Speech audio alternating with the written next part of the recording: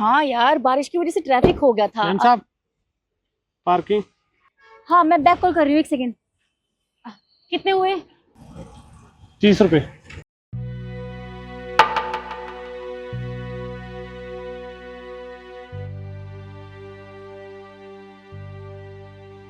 बाकी रख लेना।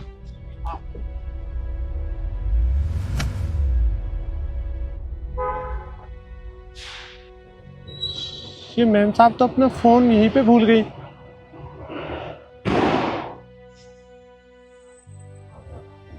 मैं ही रख लेता हूँ।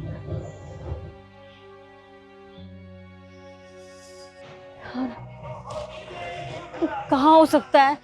मैं पक्का अपना फोन यहीं छोड़ के गई थी, मुझे याद आ रहा है। कहाँ? समझ नहीं आ रहा। सर, सर यहाँ एक्चुअली एक गार्ड खड़ा था। आपने देखा क्या उसे? नहीं, मैंने तो नहीं देखा। क्या हुआ? नहीं, एक्चुअली क्या है ना, मैं पर्ची कटवा रही थी और मुझे लग रहा है मैं अपना फोन यहीं छोड़ के गई थी, और शायद वो फोन उस गार्ड ने उठा लिया हो। समझ नहीं आ रहा फोन कहाँ गया, कुछ समझ नहीं आ रहा। तो मैडम, आपका फोन है, आपको अपना फोन का ध्यान रखना चाहिए ना। अब गार्ड क्या करेगा इसमें? वो ले गया होगा, अब देखो। पक्का उसी गार्ड ने मेरा फोन चुरा लिया। कहाँ ढूंढूं?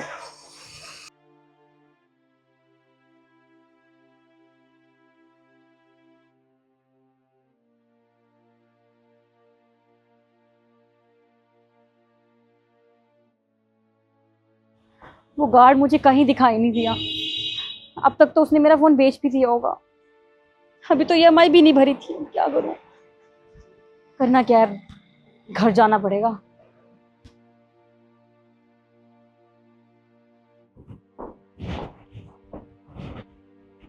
आ गई तुम। मैं ऑफिस से आने के बाद तुम्हारा फ़ोन कब से ट्राई कर रहा हूँ, तुम्हारा फ़ोन स्विच ऑफ जा रहा है। कहाँ है तुम्हारा फ़ोन? तरुण, मेरा फोन चोरी हो गया। क्या? फ़ोन चोरी हो गया? अरे ऐसे कैसे फ़ोन चोरी हो सकता है? नहीं, मुझे क्या पता कैसे हो गया। मैं तो ऑफिस के बाद सीधे शॉपिंग करने के लिए गई थी। वहां पार्किंग में गाड़ी खड़ी की और पर्ची कटवा रही थी, इतने में फोन पता नहीं कहाँ गायब हो गया। सब तरफ ढूंढ लिया, कहीं नहीं मिला, सबसे पूछ लिया, किसी को नहीं पता।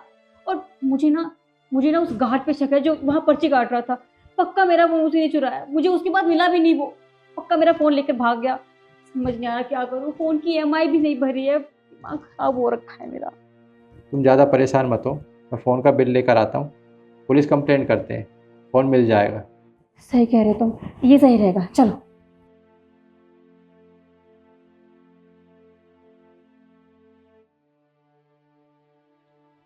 तुम तुम यहाँ, तुम्हें शर्म नहीं आती? तुमने मेरा फोन चुराया ना, सच बताना, क्योंकि वहां तुम ही अकेले थे। अरे मैम साहब, मैं आपका फोन ही देने के लिए आ रहा था। देखा, मुझे तो पता ही था तुमने चोरी किया है फोन, और आ गए यहाँ मुंह उठा के। मैंने कहा था ना तुमसे कि उस गार्ड ने मेरा फोन चोरी किया है। यही है वो गार्ड। और देखो ना कितना बेशर्म है, यहाँ आ गया फोन देने के लिए, खुद को सही साबित करने के लिए, जबकि चोर है एक नंबर का। देखिए मैम साहब, मैं मानता हूँ कि चोरी मैंने की थी, मुझसे बहुत बड़ी गलती हो गई और मुझे लालच आ गया।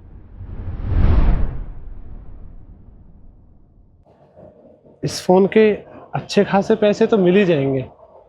हाँ,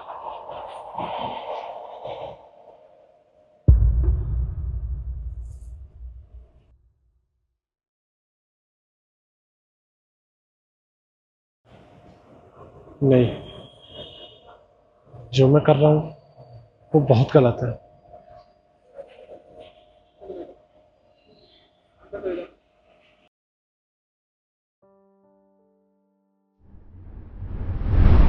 इनकी माँ की फोटो देखकर मुझे अपनी माँ की याद आ गई और मुझे समझ में आ गया कि मैं कितने गलत रास्ते पर चल रहा था, कितना गलत किया मैंने, और इसलिए मैं इनका फ़ोन देने के लिए आ गया।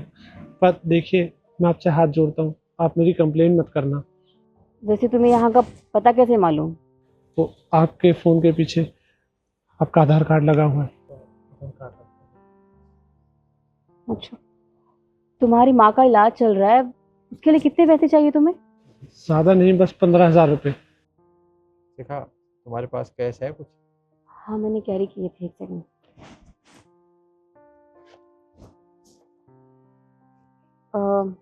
पूरी 15,000 तो नहीं है, कुछ 10-12 हज़ार है, तुम्हारे काम आ जाएंगे। लेकिन तुमसे एक बात कहूँ मैं, तुमने जो भी किया है ना, बहुत गलत किया है।